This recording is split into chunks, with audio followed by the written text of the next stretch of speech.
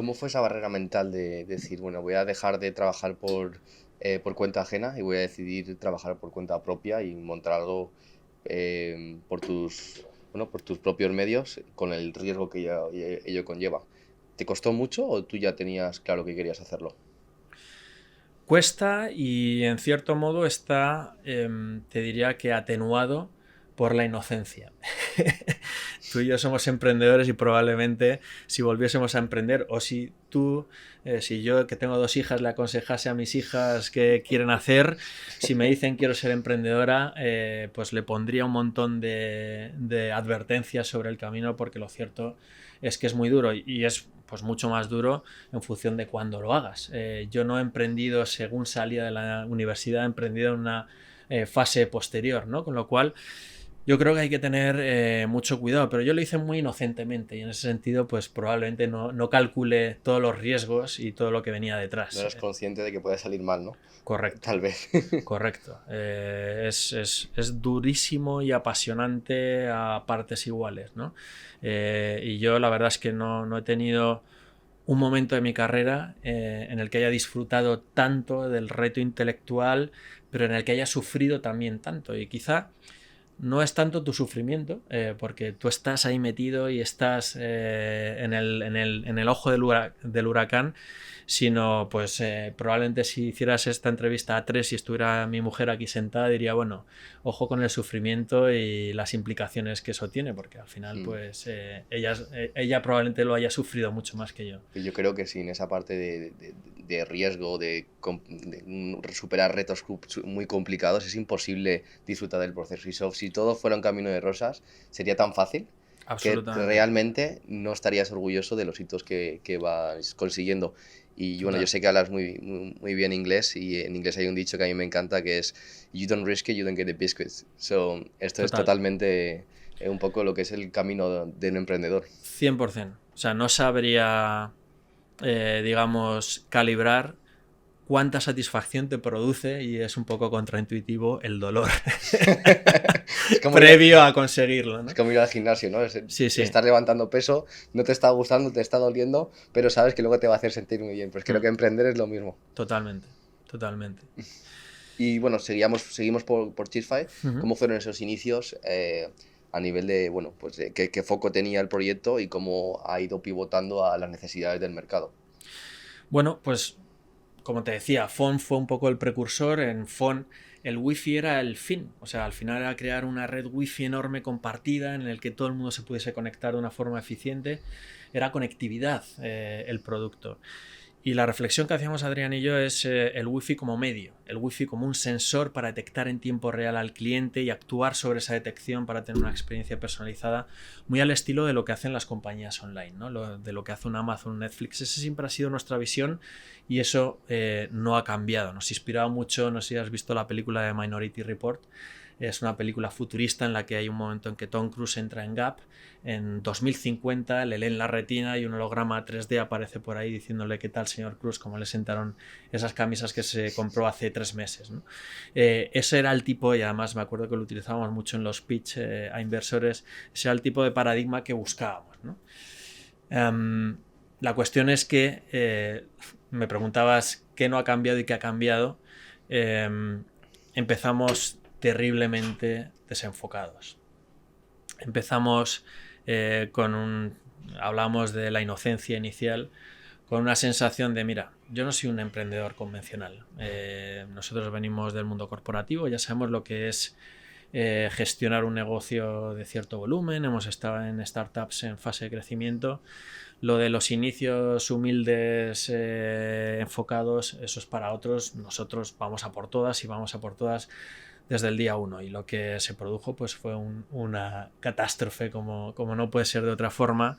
Habíamos subestimado lo difícil que es encontrar ese encaje producto-mercado que hemos hablado tú y yo tantas veces, ¿no? Y como anécdotas pues perdimos años. Perdimos pues un par de años iniciales queriendo llevar esa idea del wifi como sensor para detectar y crear experiencias personalizadas en todo tipo de negocios físicos, desde el retail, estamos hablando con el CTO de Sephora para lanzar en San Francisco, hasta la banca comercial. Lanzamos en el Silicon Valley con Deutsche Bank una experiencia con un punto wifi en el que la oficina bancaria es una especie de Starbucks en el que te sientas con tu asesor financiero para tomarte un café y tener una conversación sobre qué te interesa como productos bancarios, pasando por restaurantes, hoteles, etcétera, etcétera, ¿no? O sea que, como digo, teníamos una sensación de wow, nos estamos tomando cafés con una serie de personas que pues tienen una cierta relevancia en sus sectores y nos están escuchando y están, digamos, mostrando cierto interés a hacer pilotos, pero no estábamos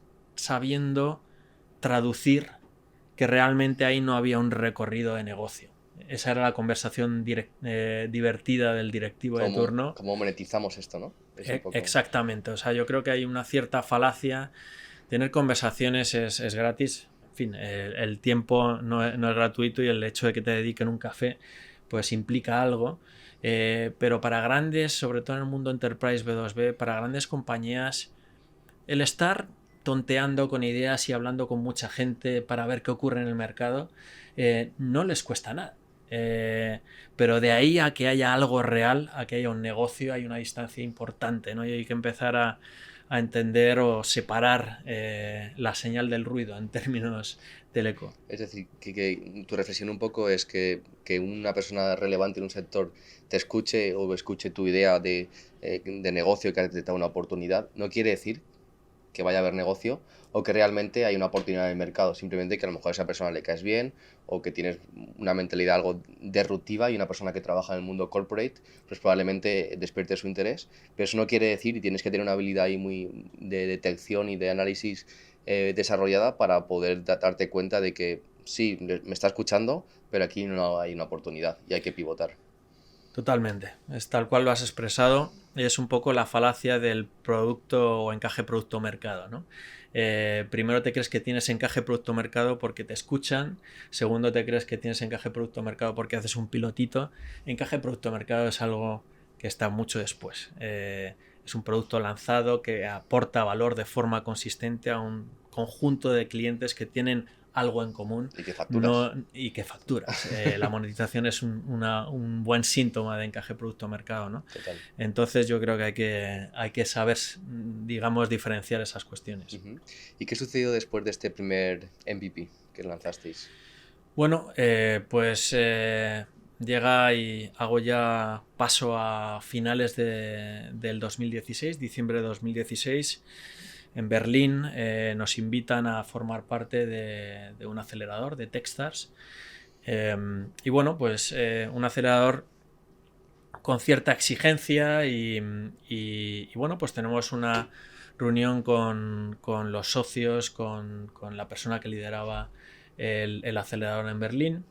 Y bueno, pues nos preguntan, oye chicos, ¿vosotros qué hacéis? ¿No? Y pintamos una matriz con dos ejes, una con geografías, pues mira, estamos en España, en Portugal, en Inglaterra, en Estados Unidos, y otra con industrias. Y estamos atacando a hoteles, a cines, a retail, a banca. Y bueno, ¿y cuánto facturáis? Y la respuesta fue prácticamente cero, ¿no? Y a eso le llamaron The Matrix of Death, me acuerdo perfectamente, la matriz de la muerte, ¿no? Y un poco la conclusión es o ponéis el puntero láser en la intersección entre una o dos geografías y una industria o estáis muertos, ¿no? El poder de la especialización. Absolutamente, ¿no? Entonces eso para nosotros fue como una electrocución que ya nos hizo reaccionar. Es increíble que no reaccionásemos antes, pero nos hizo reaccionar y ya centrarnos definitivamente en hostelería.